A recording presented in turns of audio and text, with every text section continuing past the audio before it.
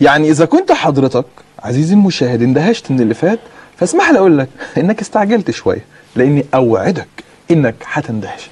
شوف الفيديو ده واستعد للاندهاش. أنا مثلا لما هاجي النهارده اعمل قانون مش هنظر للآية، ده انا هاخد المقصد العام بتاع الشريعة.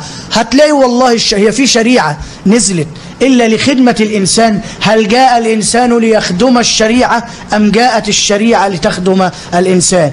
هل جاء الله ليخدم الإنسان أم جاء الإنسان ليخدم الله؟ هل جاء الله ليدافع عن الإنسان أم جاء الإنسان ليدافع عن الله؟ وتجد واحد يقول لك ده سب الذات الإلهية فنعمل مظاهرة لإيه؟ دفاعا عن مين؟ دفاعا عن الله. المنطق المغلوط، وكأن محور الكون هو الله، مع أن محور الكون هو الإيه؟ الإنسان. فلولا الإنسان ما كانت الأديان، ولولا الإنسان ما كان الله. أنا والله مش مصدق الراجل بيقول لولا الإنسان ما كان الله، وكأن الإنسان هو اللي أوجد الله. إيه الكلام ده؟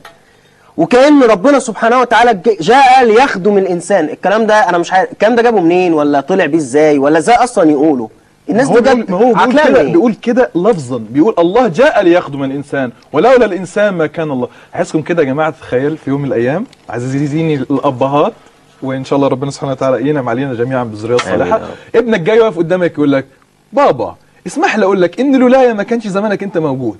بالله عليك ده كلام يعقل؟ ده يعني يبقى كتر خيرك لو ما قمتش ضربت ابنك بالشلوت في ودانه وزحفت على رقبته وذنبته على الحيطه انه جاي يقول لك يا بابا لولايا انا ما كانش زمانك انت موجود. ده مش علشان اساءه الادب فقط، ده علشان اختلال العقل. يعني تخيل ان الترابيزه بتقول للنجار لولايا انا يا عم النجار ما كانش زمانك انت بقيت موجود. سبحان الله على العقول التفكيريه التنويريه يا شيخ محمد عبد الله.